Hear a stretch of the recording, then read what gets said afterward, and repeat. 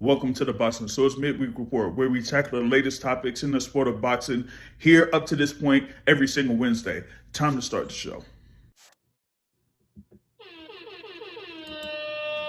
Mic check 1 2 3 4 5 6 7 8 9. What's going on, everybody? What's good with you? What's happening? We should be, all the way good here for this January 21st, 2026 edition of the Boxing Source Midweek Report. Here we, got a couple of things here that we're going to be talking about in this edition of the Midweek Report, right? Because we wanted to talk about these upcoming fights that are at the Fontainebleau in Las Vegas, right? And we also want to talk about a couple of things here when it comes to news within the sport of boxing. So we got a couple of topics here that we're going to be doing here in this edition of the Midweek Report.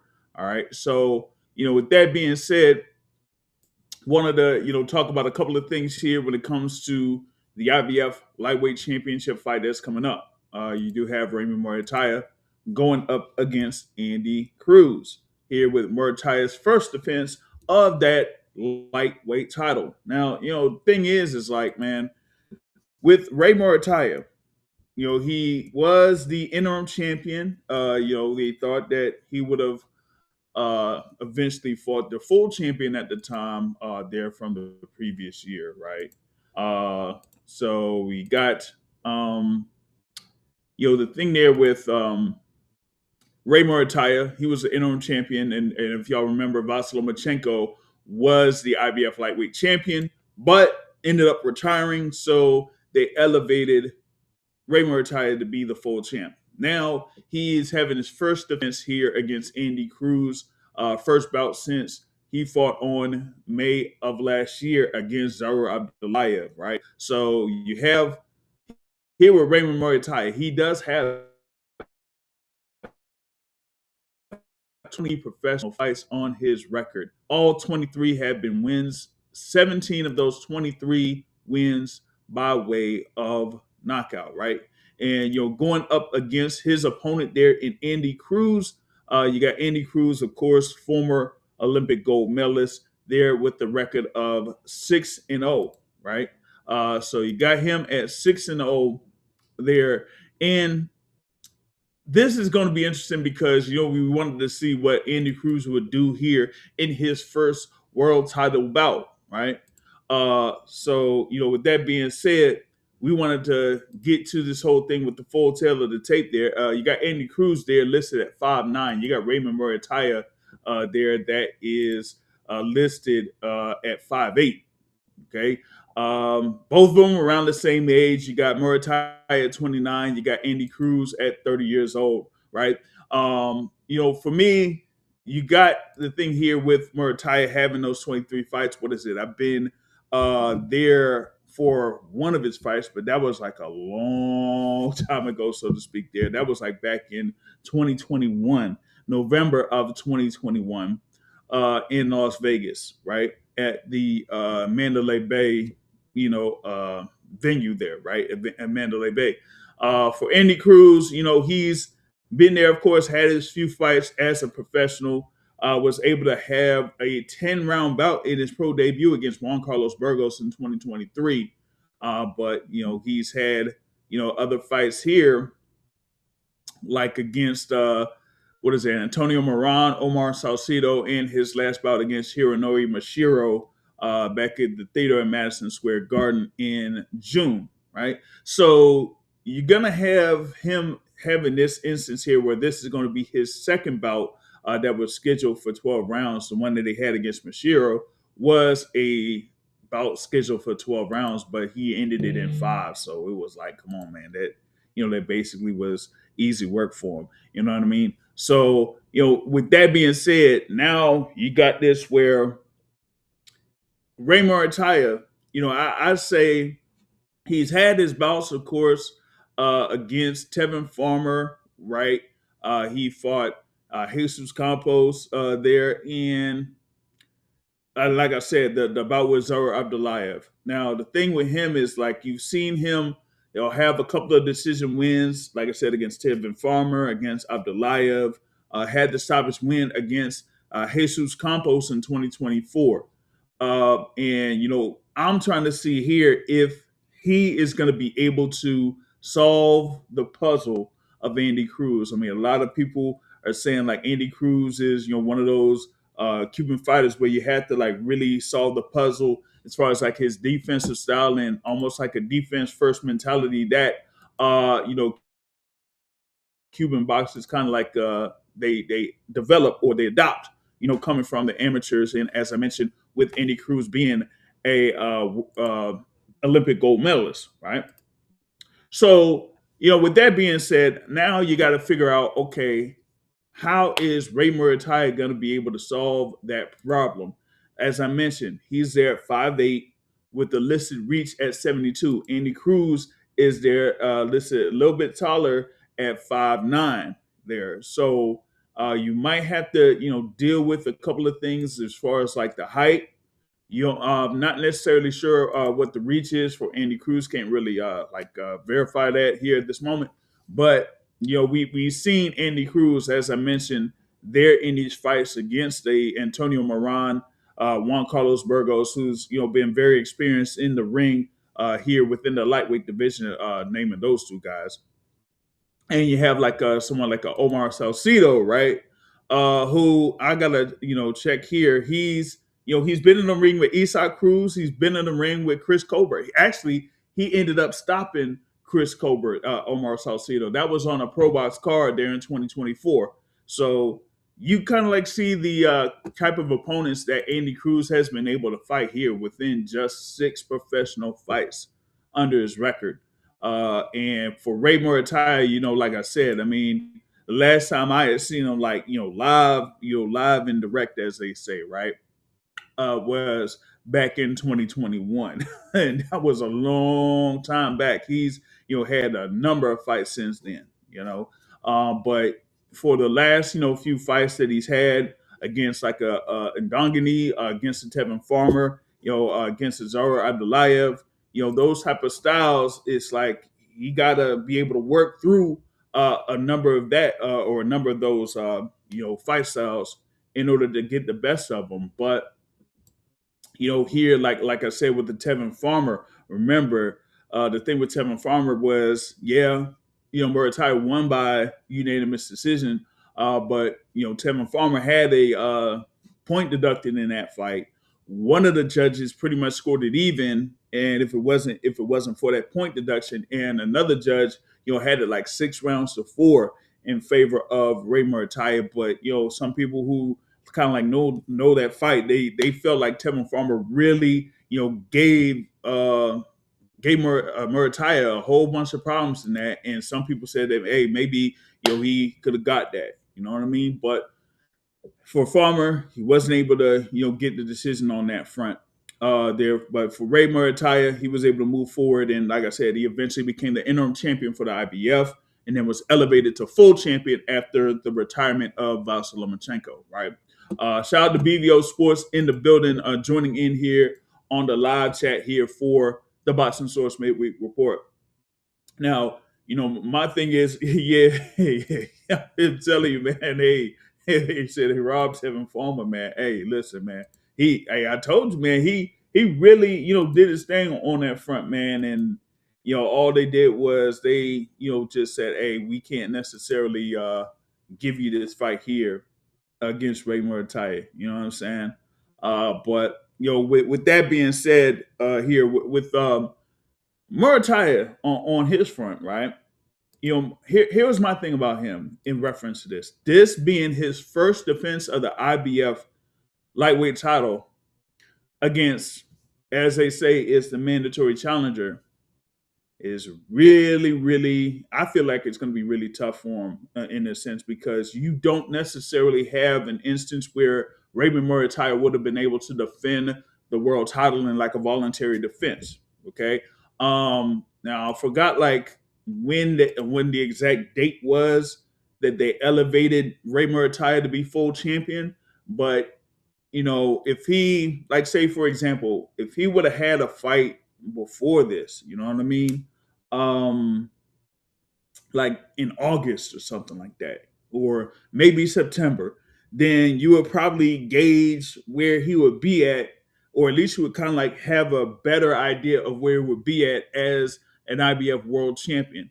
Now going up against someone like Andy Cruz here, it's kind of it's kind of difficult to say like, hey, could you be really confident that he could go up against a style like this? Now, I've had previous conversations there. If you check out, Real Boxing with Ronnie Shields, the last episode that we had last Tuesday, we kind of talked about this a little bit because, you have the style there of Andy Cruz who, he's been, more aggressive here, of course, being through Bosie's Junction. Shout out to Coach Bosie Ennis there in Philadelphia. He's out there with Andy Cruz for Fight Week in Las Vegas. But he still has that defensive style where it could be more of like a front foot but counterpunch type of style, right? So you could, still have like a defensive stance, but you could be walking forward, and then you could be like either within range, and then you would be able to open up your shots like your jab, and then be able to throw some combinations or throw a lead right hook or something like that, or throw a lead uppercut if you're like up close. But you still have like a compact style to where if your opponent is able to throw something, then okay, yeah, you only hit here, you only hit to the side. If he tries to see if he has an open portion here, then I could just slide over and block, slip and counter, that type of stuff there with Andy Cruz, right? So I would be really interested to see what happens here with Raymond Muratalla on that sense, right? Now, the thing is, if I'm not mistaken, Ray Muratalla is, and we kind of like mentioned this on the show last Tuesday, Ray Muratalla is under the tutelage there of the 2025 Boxing Source Trainer of the Year, Robert Garcia. I think this is going to be something where Robert Garcia is going to, have some work on this sense, because like Ray Muratalla is, I feel like he's kind of like one style, and that you have to like messing with an opponent that kind of like brings out the most in them. But if it's a guy that's like a defense first or has primarily a defensive mentality, then Ray would have to, kind of like get a couple of rounds to see what he needs to do in order to catch up. And here with Andy Cruz, you could kind of like say that Andy Cruz is one of the more defensive fighters that are out there, in the fight game, right? So, with that being said, that's why I kind of lean towards Andy Cruz here for this win. BVO Sports said there, when it comes to that Tevin Farmer fight, you need a master to rob folks usually. Hey, yeah, usually you do. And they kind of like got him on that front, man. That was a bad result right there for Tevin Farmer. I thought he would have got it, but they didn't get it to him. Here, like I was saying, that being the main event, of course, like I said, it's the IBF lightweight title bout. It is a mandatory defense. They do have Andy Cruz as a mandatory challenger for the IBF title. Okay. I'm looking and checking things out, right? And they do have Andy Cruz there as a favorite on the sports books here. From what I'm seeing, they got him pretty much ranging from like minus 225 to about minus 275 here for Andy Cruz. And they got like Ray Muratalla like floating around at like a 2-1 underdog in some books. So it's like they even though this is Ray Muratalla coming in as the world champion, it is his first defense of the IBF lightweight title, and Andy Cruz there, really leaning towards him there for this one.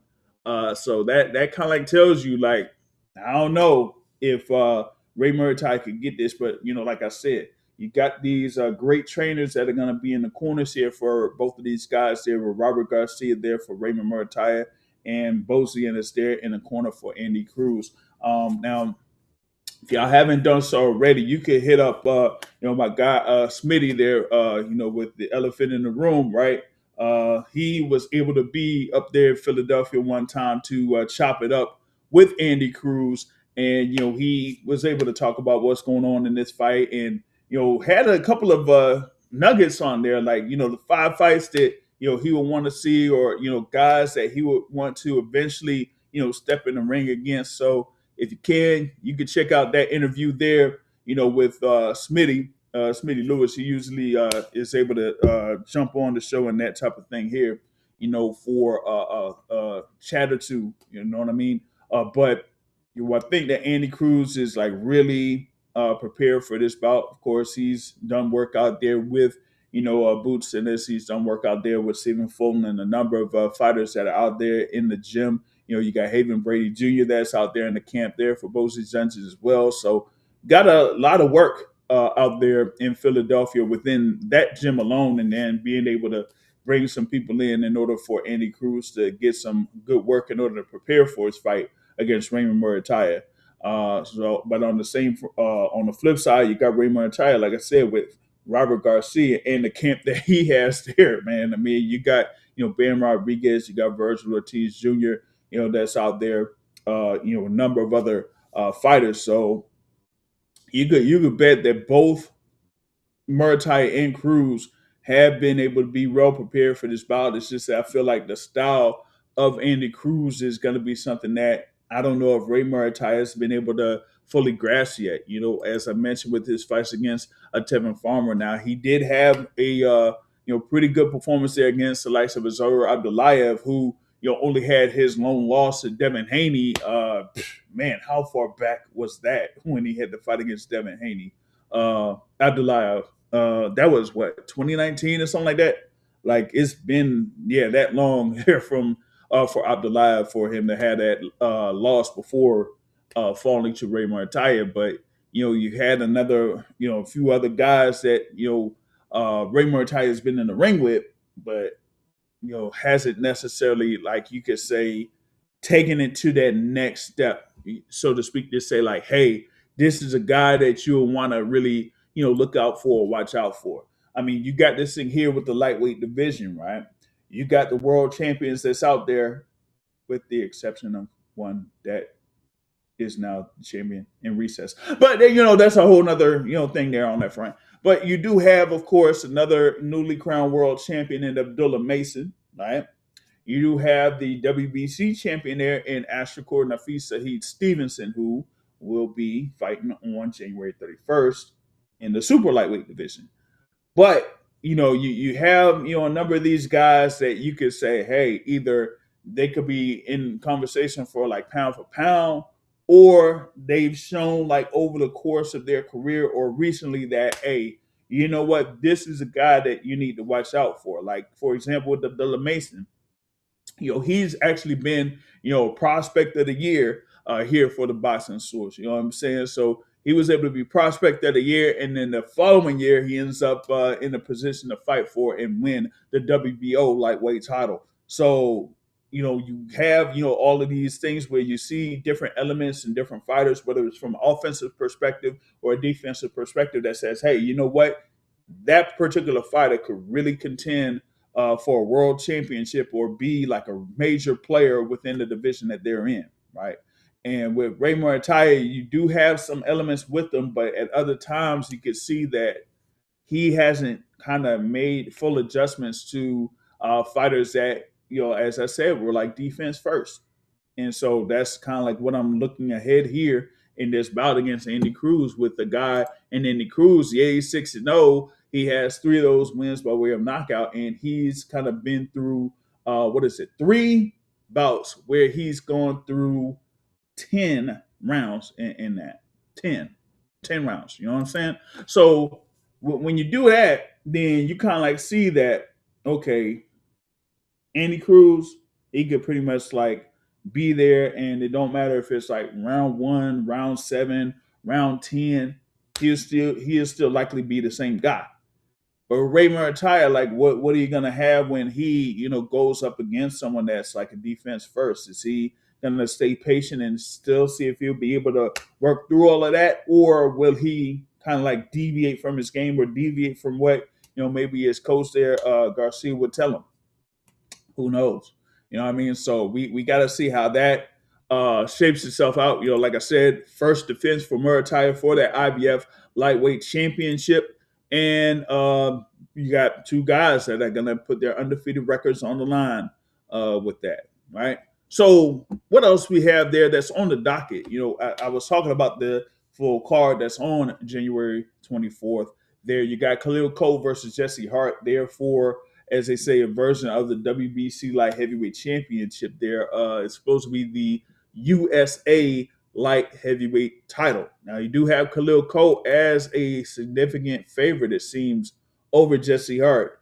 About 8-1 or 7.5-1 favorite over Jesse Hart. The thing with Jesse Hart, he's had a string of victories. He's been in the ring, of course, with Team Combat League there, over the past couple of years there through Philadelphia. His last pro bout was in 2024, where he got a stoppage win, right? So he's looking to see, okay, this could be the opportunity for me to get right back in the picture there. This will be his 35th professional bout. He's there with a record of 31 wins, 3 losses, 25 wins by way of knockout, right? You got Khalil Cole, of course, who had his lone loss in Philadelphia against Manuel Gallegos, but was able to turn around and get the win in a rematch in Guadalajara, Mexico. Y'all know what I'm talking about. So now he's trying to, go off of that momentum of that stoppage win against Jesse Hart. Now, in that win that he had in the rematch against Gallegos, it was pretty much like themed from the jab. He was just tagging Gallegos with the jab, just continue to pepper him, pow, pow, pow, just worked off of that. And it looked like that was probably the best version of Khalil Cole that like people have seen, right? Now we got to see if he could, continue that here against Jesse Hart. Jesse Hart, has been there in the mix within the light heavyweight division. He's, kind of like fought like Joe Smith Jr. He's fought Zerto Ramirez. They're in the super middleweight division. He's fought what is it actually? Like Damon Nicholson, who's from around this area there, the DMV area. Sullivan Barrera, if y'all know about Sullivan Barrera, that's been around there in the light heavyweight division. So he's been in the mix, but he hasn't necessarily gotten to that next part there as far as like being around the world championship level or something like that. But here he would have another opportunity to do that if he's able to get this win over Khalil Cole. Now, there have been some rumblings that Khalil Cole may or may not have been 100% in camp in preparation for this particular fight against Jesse Hart. Now, for me, I felt like I thought this fight would have, happened some time ago. Like I said, you did have Jesse Hart that hasn't been in the ring since pretty much the first quarter of 2024. But I thought this would have happened in like October or November of the last year, but didn't necessarily happen then. Able to make this fight here for this particular date in Las Vegas. So I'll be really interested to see what happens with both of these guys here. This is the co-feature bout for the fight card there, Matchroom fight card in Fontainebleau, Las Vegas. You're also going to have there former world champion Israel Madrimov on this card here against Luis Salazar. You're going to have Amari Jones that had his pro debut over in Orlando in March of last year. This will be his 5th professional bout against Jerome Baxter. You're also going to have Zakeem Moses here in this fight card against Leandro Medina, and you're going to have Kaipo Gallegos there against, let's see, I'm looking at this right now, Wilson Akinocho. Yeah, that's it. Wilson Akinocho. Yeah, I almost butchered that name right there. Let me see here. Now, the thing with Zakeem Moses and the opponent that he's going up against in Leandro Medina, it's pretty interesting, okay? Because this is the same Leandro Medina that was in the ring last year against the fighter who eventually became the 2025 Boxing Stores Prospect of the Year in Derek Scooter Davis. And Yeah, at some point last year, there was a little bit of back and forth that was going on between uh, Derek Davis and Zakeem Moses. Well, I guess mainly with Zakeem Moses, but hey, I don't know. Maybe that could eventually lead to something here. I don't know if it'll be this year though. You know what I'm saying? Shout out to my guy Dre in the building. Here he says, "What's up? Hey, man, it's live. It's local. It's boxing. All right." And yeah, you come on, man. Come on, man. You already know, man. You already know. Come on, man. I have to. I have to, man. I have to be out there.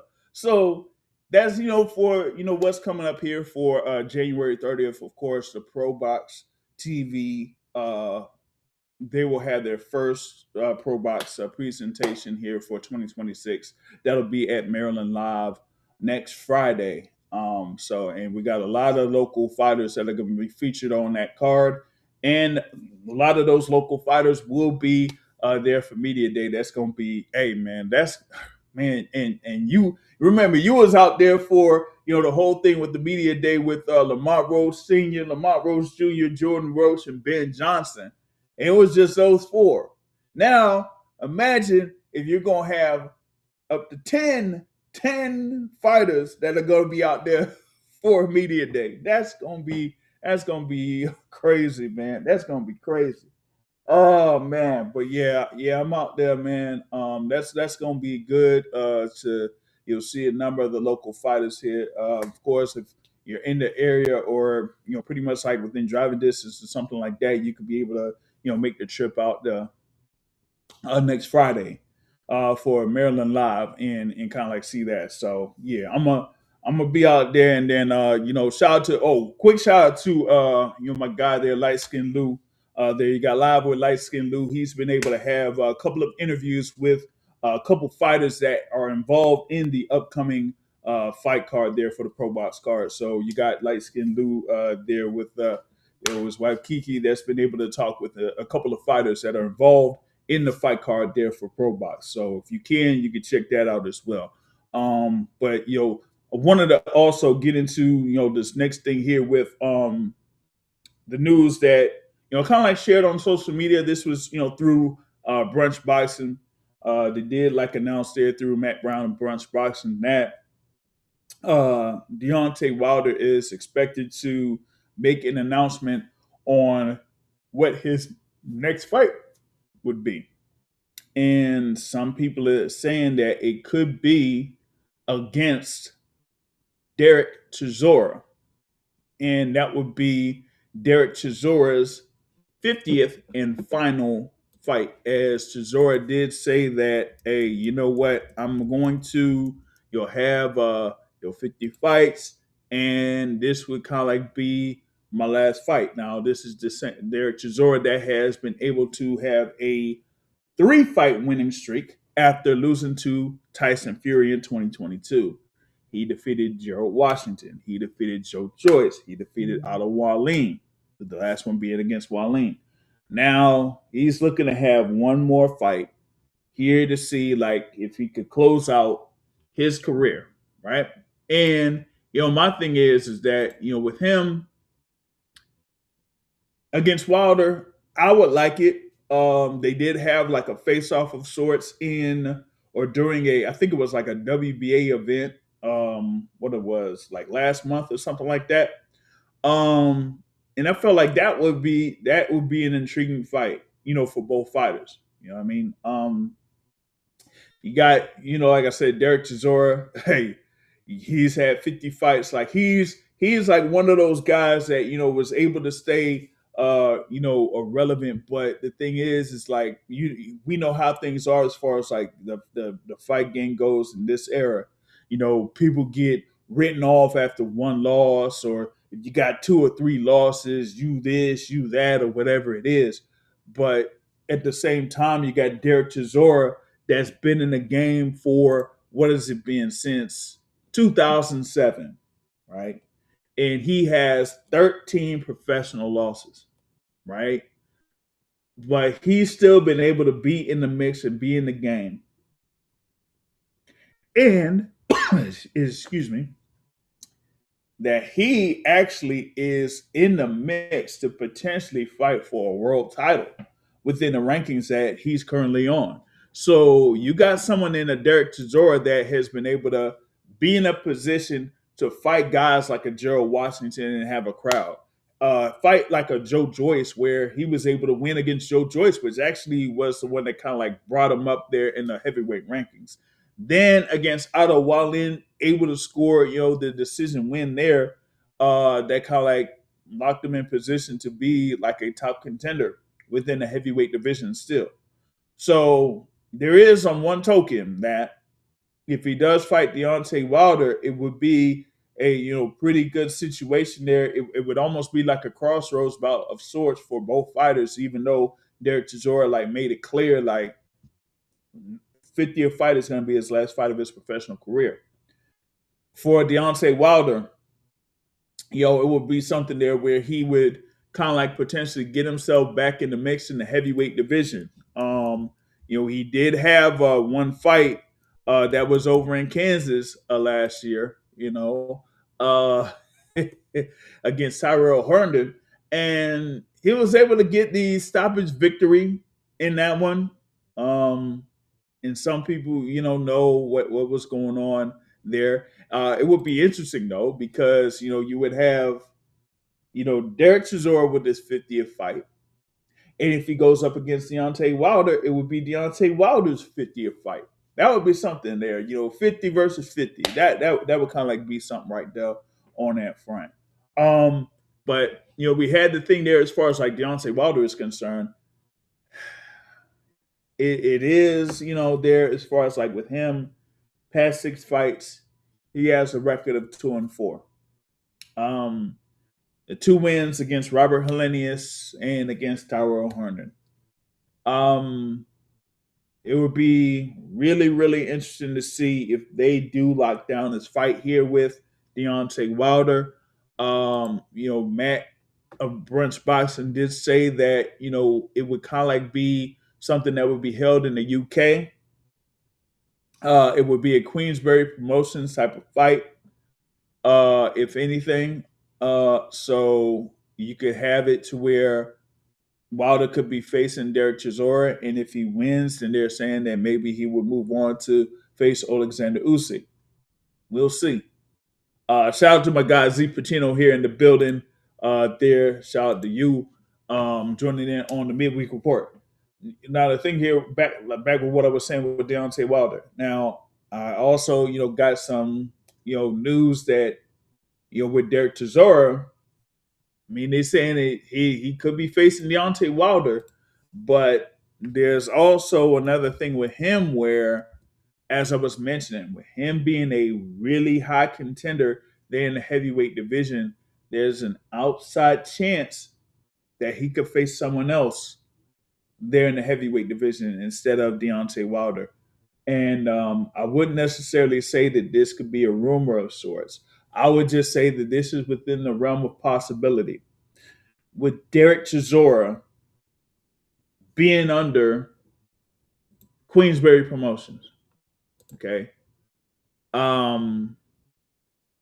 he could be involved in a bout that could involve, has it involved twice, that would have someone else that is part of Queensberry Promotions. And that particular person is the newly crowned WBO champion, Fabio Wardley. So with Derek Chisora, you could have options.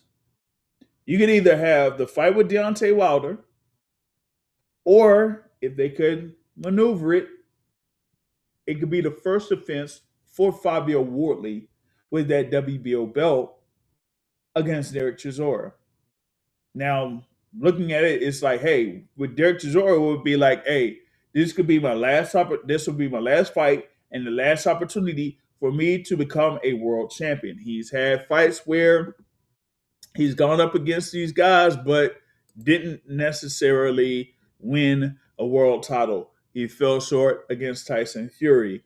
In his latest, bout.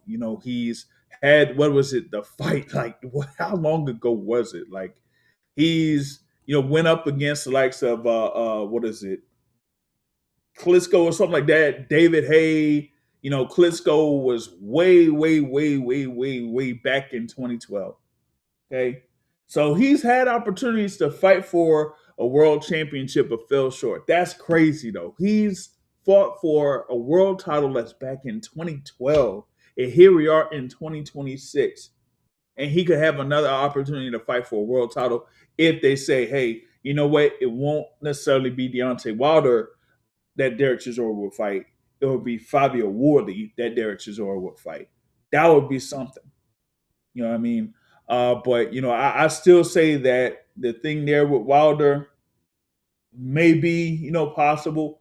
Um, and so we'll see here what happens here within these next few days, because the thing with Deontay Wilder, the report was that they would make an announcement by next week. So we'll see how that goes on that front. But what was the other thing here? Like, shout out to Dre. Like I said, you got the whole thing with the media day that's tomorrow for Pro Box, but you're also going to have on tomorrow, there's supposed to be the press conference in Los Angeles for the Mario Barrios versus Ryan Garcia, and that's going to be for the WBC Welterweight Championship. Hopefully, within that particular press conference, we get more information on who will be added on to the undercard. There's been some reports that some fights will be included on there, some may not.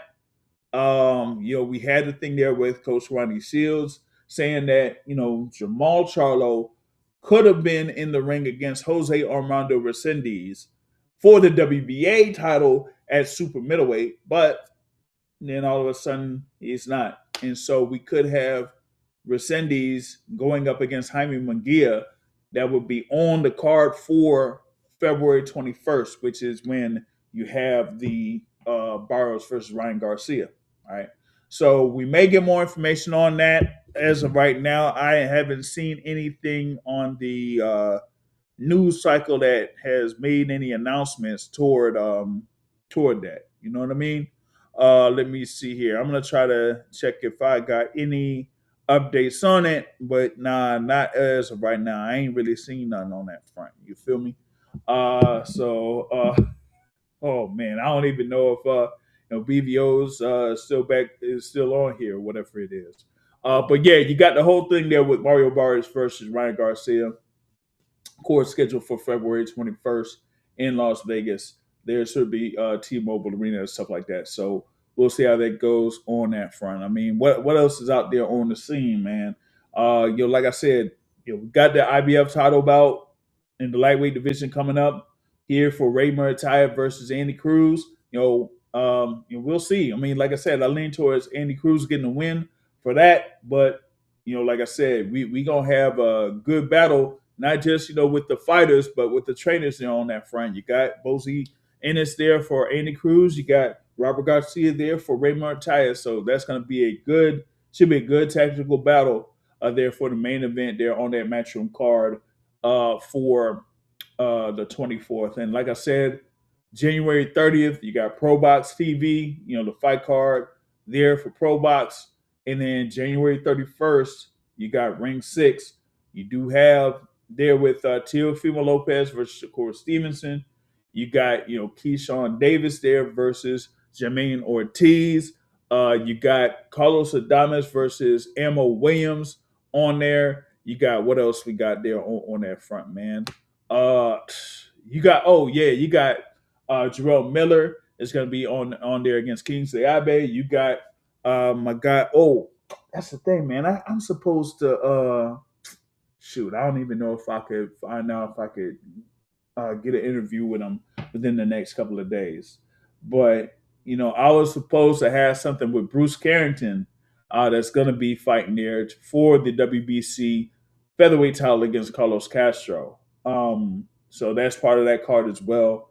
Yeah, we know about the unification bout at 154 there with Xander Zayas and Abbas Barao. You also have the IBF 154-pound title on the line with Bakr Murtazaleh versus Josh Kelly on January 31st. So it's going to be a very, very busy day of boxing there for January 31st. And yeah, I'm still seeing if I'm going to get out there to New York for that fight card for January 31st. But hey, pulling a doubleheader in like two different cities, that's going to be something there. It's going to be difficult. But hey, if I'm end up being, approved for, both of them, then hey, you got to go ahead and do that. You feel me? So looking forward to that weekend in boxing. It's going to be packed there for all of that. Just make sure that you're able to catch all of the action there for next week. Now, I did kind of mention something on the Boxing Source podcast on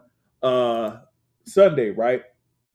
Because y'all know that on Friday coming up, January 23rd, it will be the first fight card for Zuffa Boxing. It will be on Paramount Plus.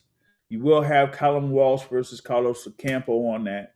You will have Cain Sandoval against Julian Rodriguez on that. Someone did kind of mention that particular fight on the Boxing Source podcast, and I did kind of comment on that, right?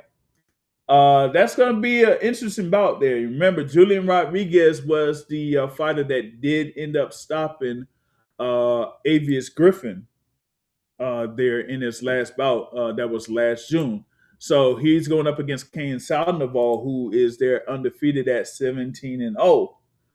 That's gonna be. I think that might end up being the fight of the night there. And you do have like Omar Trinidad going up against Max Nellis. You got Robert Merriweather III that's on this card. Troy Nash is on this card as well too. So you got a number of fights there that's going to be under Zuffa Boxing. That's going to be something to kind of like check out. It said, shout out to Bull Rider. He asked, can Abbas Barao pull the upset in Puerto Rico? I mean, he could. He's a really, really solid fighter. Yes, I know that, both guys are familiar with each other. They've had a few sparring matches and things like that. But, I think, people kind of overlook Barao, in his previous bout, and he ended up outworking, pretty well, his activity was enough for him to, get the win there for, at the time, the interim WBA championship there against Yuan Tejas.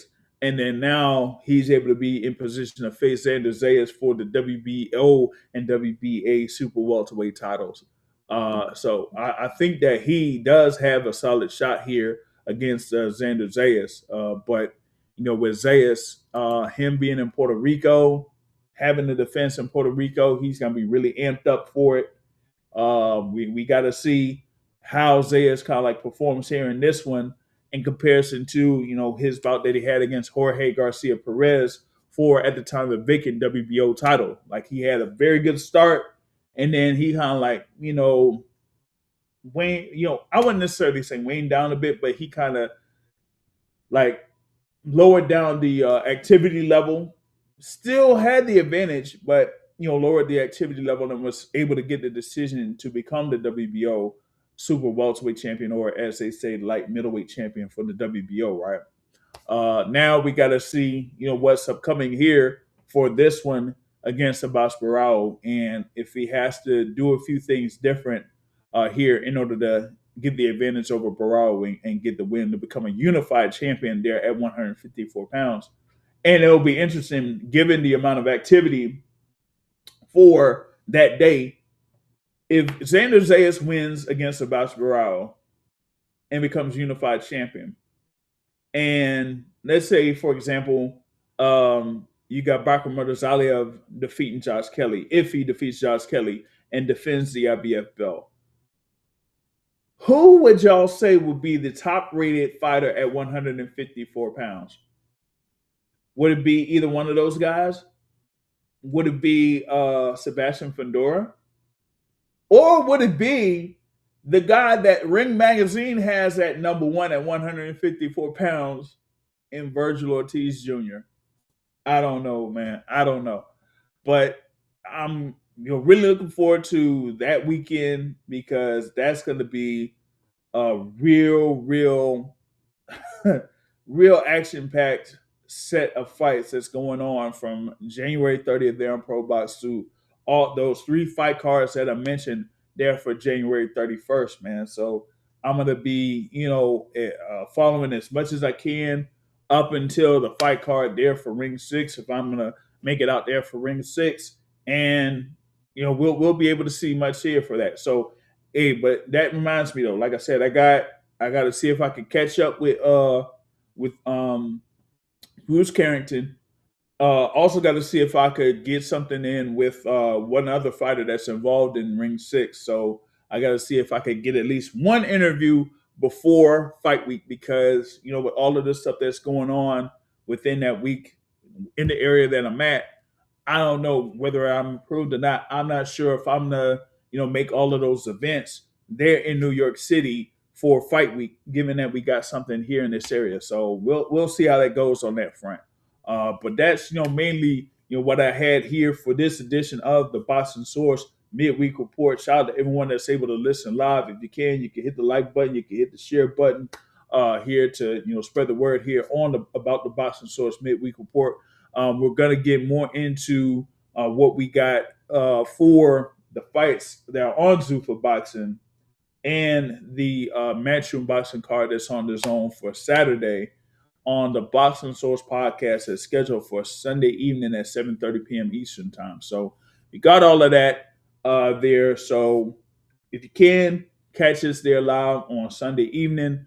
That's going to be a pretty, interesting show. I don't know, man. I might be, depending on what's happening around this area, man, I might be snowed in or something. Because, hey, they say that there's supposed to be a snowstorm coming through here this weekend. And, man, I don't know, dog. I don't know. I mean, y'all could, catch us, while I don't know which conference championship game will be on during that time. But you could catch us during the football joint or whatever it is. But we're going to be definitely talking some boxing on Sunday night. All right. So I'll be able to catch y'all on that front. And until then, later, y'all. Peace.